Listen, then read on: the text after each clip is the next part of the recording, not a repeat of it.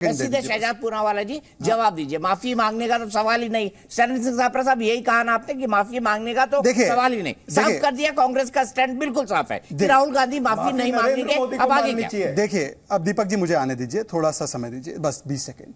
मैंने दीपक जी आज अपना वक्तव्य बड़ा स्पेसिफिक रखा। बाकी आप टीका टिप्पणी जितनी करनी है एजेंसियों के विषय में, इंस्टीट्यूशन के विषय में, एक अलग विषय है। ये लोग पूछ सकते हैं कि जिन्होंने इमरजेंसी लागू की, जिन्होंने नया राठौड़ छोड़ो किशोर कुमार के गाने बंद करवा दिए, जिन्होंने सुप्रीम कोर्ट के साथ, इलेक्शन कमीशन के साथ क्या क्या नहीं किया, मीडिया को बंद करवा दिया, एंटी प्रेस फ्रीडम एक्ट लाने का काम किया, जिन्होंने किस प्रकार से सुप्रीम कोर्ट में एएन रे को करा आगे और उसके बदले एचआर खन्ना को निकाल दिया, दारुल इस्लाम को कभी एमपी कभी जज बनाया, ये सब छोड़ देते हैं। मैं इनसे सिर्फ इतना पूछना चाहता हूं कि विदेशी हस्तक्षेप भारत में उन्होंने मांग की हमारे आंतरिक मामलों में, क्या ये कांग्रेस पार्टी इसको स्वीकारती है, हाँ या ना? और दूसरी बात उन्होंने कही, एक सेकंड चरणजीत जी बीच में बोलेंगे तो दूसरों का समय व्यर्थ होगा, प्लीज इस पर आप दीजिए ना भाई, आप ही को देना है। 84 के नरसंहार का भी जवाब आप ही को देना है। अब 10 सेकंड रुक जाइए, अब सुन लीजिए। हाँ, बल्ले बल्ले नहीं करना है, अब सुन लीजिए। देखिए मैं ये बल्ले बल्ले नहीं, बोलिए बोलिए कह रहे हैं। अच्छा, मुझे लगा अब बताइए, मुझे लगा बल्ले बल्ले कह रहे हैं तो बल्ले बल्ले नहीं करना है। हालांकि बल्ले बल्ले करना चाहिए, जब कांग्रेस हारती है तो बल्ले बल्ले ही होता है। अब सुन लीजिए एक और बात, चरणजीत जी बड़ा सुनिए, सुनिए। And that's where a whole bunch of opposition members of parliament were just standing there talking about certain issues, and we were just locked up and put in jail. And that's happened 3 or 4 times, right? And it's happened relatively violently. Deepak ji, आप बहुत वरिष्ठ पत्रकार हैं, कब ये हुआ कि 3-4 बार इनको जेल में ऑपोजिशन एमपीज को वायलेंटली डाल दिया गया? मैं चाहता हूं जी न्यूज अभी इसी वक्त वो विजुअल्स दिखाए। आपके ऊपर क्या ऐसा अंकुश है, आपने ये विजुअल नहीं दिखाया एमपीज के लॉकअप में जाने का? और शहजाद पूनावाला के मुंह पर एक तमाचा मारिए दीपक जी, ये विजुअल बताकर चरणजीत जी से पूछे कि कब हुआ है कि उनको लॉकअप में अरेस्ट करके डाल दिया गया और 3-4 बार वायलेंटली किया गया। उत्तर देता हूं। ठीक है चरण, घनश्याम जी, सुनील भाई, दोनों के पास आ रहा हूं। चरणजीत जी एक छोटा जवाब 1 मिनट का, फिर शहजाद पूनावाला और फिर मैं घनश्याम तिवारी और सुनील जी के पास जाऊंगा। लेकिन मुझे एक सवाल का जवाब दीजिए चरणजीत साहब, मेरा भी एक सवाल है, मुझे एक जवाब दीजिए। राजस्थान में आपकी सरकार है, अशोक जी वहां मुख्यमंत्री हैं। छत्तीसगढ़ में आपकी सरकार है, वहां पर भूपेश बघेल जी मुख्यमंत्री है। क्या वहां लोकतंत्र है या नहीं, ये बता दीजिए। देखिए, ऐसी अनेकों फुटेज मिल जाएगी जहां पर आप देखेंगे कि चुने हुए विधायक और चुने हुए कांग्रेस पार्टी के सांसदों को लाठीचार्ज हुआ है, उनको अंदर डाला गया, लॉकअप कर दिया। एक दिखा दीजिए, एक आज की बात करिए। पार्लियामेंट के बाहर वन सुनिए, अरे राहुल गांधी का स्टेटमेंट था, outside parliament we were standing, we were put in jail. एक दिखा दीजिए, मैं कुछ नहीं बोलूंगा इस पूरी डिबेट में। बौखलाइए मत, मैं नहीं बौखला रहा, आप सवाल पे स्टिक रहिए। आज का उदाहरण ले लीजिए, जब 16 पार्टी, अरे बौखलाओ मत बेटा, सुनो, 16 बोलो महाशय, बोलिए, असरदार भी बनिए, बोलिए। ईडी जब आज ईडी के मुखिया को मिलने जाना चाह रहे थे, तो क्या वो लोकतांत्रिक तरीके से उनको रोका गया? क्या ये लोकतंत्र की हत्या नहीं है कि चुना हुआ सांसद जो है वो ईडी के मुखिया को नहीं मिल सकता? वो अपने प्रश्न जो है वो ईडी के मुखिया को दे नहीं सकता है?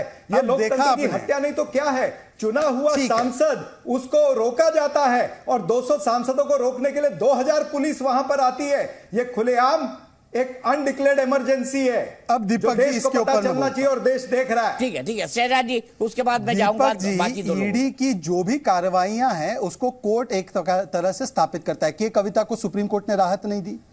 आपने देखा है सोनिया गांधी, राहुल गांधी को ईडी से रिलीफ के ऊपर कोई राहत नहीं मिली सुप्रीम कोर्ट से। लालू प्रसाद यादव को तो कन्विक्ट किया गया। नवाब मलिक जेल में, कोर्ट ने उनके बारे में कहा कि उसके दाऊद इब्राहिम के साथ संबंध है। तो ये मार्च निकालनी थी तो ये मार्च कोर्ट पर निकालते, मार्च ईडी और सीबीआई पे नहीं। अगर आपके पास ईडी और सीबीआई के पास पुख्ता सबूत है कि ये सिलेक्टिव है। एक सेकंड दीपक जी थोड़ा सा आप देख लीजिए, एक एक करके बात आ जाए।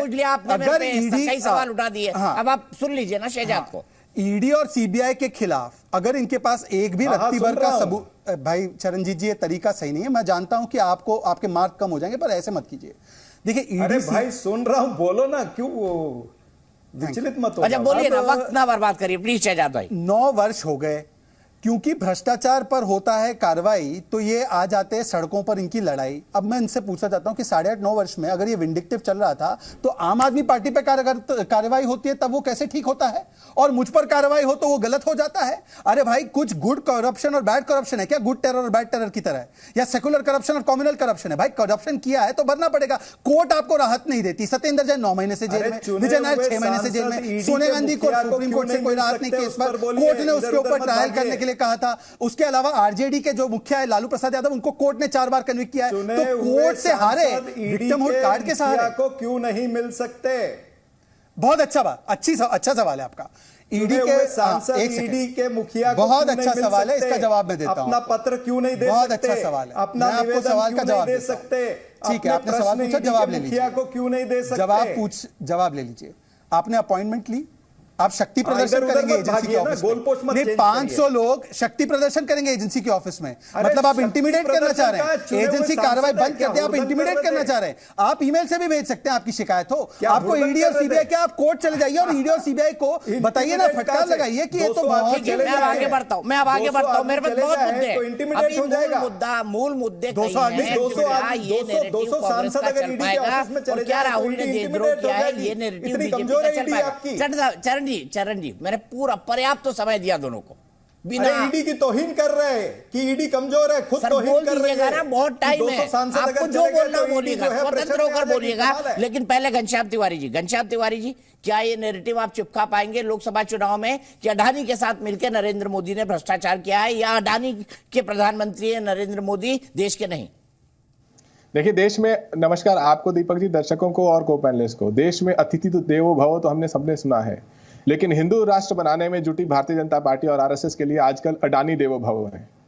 ये जितनी भी बकवास चल रही है जो भारतीय जनता पार्टी के नेता कर रहे हैं, स्वयं सरकार में होते हुए, इतनी बलिष्ठ मेजॉरिटी के साथ होते हुए संसद को नहीं चलने दे रहे हैं, सिर्फ इसलिए कि देश के प्रधानमंत्री अपने खासम खास दोस्त जो उनकी छत्र छाया के नीचे दुनिया का दूसरा सबसे बड़ा अमीर बना, उसके घोटाले के बारे में कोई बात नहीं करना चाहते हैं। 3 घंटे बोले या 30 घंटे बोले, प्रधानमंत्री जी के मुंह से अडानी जी का जहाज इस्तेमाल कर सकते हैं, अडानी जी का चंदा भारतीय जनता पार्टी इस्तेमाल कर सकती है, अडानी जी के साथ प्रधानमंत्री जी विदेश यात्रा कर सकते हैं, प्रधानमंत्री जी के विदेश यात्रा से पहले या बाद अडानी जी वहां जा सकते हैं, और उसके फलस्वरूप अडानी जी को वहां पर तरह तरह की सुविधाएं और कॉन्ट्रैक्ट मिल सकते हैं। LIC 37,000 करोड़ रुपए दे सकता है, लेकिन देश के प्रधानमंत्री अडानी का नाम नहीं लेना चाहते हैं। इतना है कि स्वयं संसद नहीं चलने दे रहे हैं, वो सदन के नेता हैं।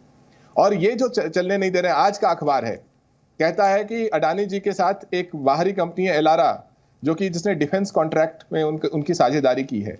ये सरकार को बताना चाहिए कि अडानी समूह, क्या सेबी इसकी जांच करेगा? जो सरकार JPC के दम पर आई है सरकार में, जब देश में भ्रष्टाचार के खिलाफ मुहिम चली, जो 2G घोटाले या कोल स्कैम की बात कीजिए, क्या देश की नाक नीचे नहीं हुई जब देश की पत्रकार नहीं कह पाए, लेकिन दुनिया भर के पत्रकार ने छापा कि किस तरीके से अडानी समूह को मोदी सरकार ने स्वयं प्रधानमंत्री जी के नेतृत्व में फायदा पहुंचाया, और एक नया कोल घोटाला सामने आ रहा है। क्या देश की नाक उस समय नीचे नहीं हुई जब BBC ने इतनी बड़ी डॉक्यूमेंट्री चलाई और पूरी भारतीय जनता पार्टी को लगा कि जैसे बिजली लग गई, एक सेकंड बीच में टोकिएगा, बिजली लग गई, ये चलिए इन्होंने BBC के ऊपर IT सर्वे कराया, लेकिन नाक तब नीचे हुई जब ब्रिटिश पार्लियामेंट कहा कि हम BBC के साथ खड़े हैं, आप बहिष्कार कीजिए ब्रिटिश पार्लियामेंट का। तो जो देश के प्रधानमंत्री दुनिया के अलग अलग देशों में घूम करके ये कह चुके हैं कि पहले देश के लोगों को शर्म आती थी कि वो स्वयं कहें कि भारत के हैं। जिस देश की चुनी हुई सरकार ने बिना बहस के संसद में 2018 में यह पारित करा दिया कि विदेशी कंपनियां पॉलिटिकल पार्टीज को चंदा दे सकती हैं, जो सरकार एक घोटालेबाज प्रबंधन में इलेक्टोरल बॉन्ड्स में चंदा लेती है, भारतीय जनता पार्टी के किसी भी साल में हजारों करोड़ के अननोन सोर्सेस से चंदा मिलते हैं। किसी बहस में ये नहीं बता पाते कि मेहुल चोकसी ने इनको पैसा दिया कि नहीं दिया पार्टी के रूप में, गौतम अदानी के समूह ने इनको पार्टी के रूप में पैसा दिया कि नहीं। देश की जनता देख रही है, देश की आखिरी बात, आपने विस्तार से अपनी बात रख दी। शहजाद पूनावाला जवाब देना चाहते हैं और मैं सबको समझा दूं। मैं शहजाद को बार-बार इसलिए बुला रहा हूं क्योंकि 3:1 है, 3 विपक्ष के लोग हैं और 1 सत्ता पक्ष के, तो शहजाद को जवाब, एक आखिरी बात शहजाद से पहले समझ गया। सब प्रवक्ता आखिरी बात क्यों आखिरी में छुपा के रखते हैं? आर्टिकुलेट होना चाहिए भाई। 40 सेकंड बोला आपने, तमाम पॉइंट बोल दिए। मैंने तकरीबन 15 मिनट शहजाद जी की बात सुनी, तो एक आखिरी बात मैं कहना चाहता हूं। देश के प्रधानमंत्री अगर संसद को फेस नहीं कर सकते, प्रेस को फेस नहीं कर सकते, जब युवा अपनी रोजगार मांगे तो उसे लाठी खानी पड़ती है, और एक समूह को देश लगातार पैसे दिए जाता है, चाहे LIC SBI हो, तो सरकार को जवाब देना चाहिए। शहजाद क्या जवाब देंगे? Zee News।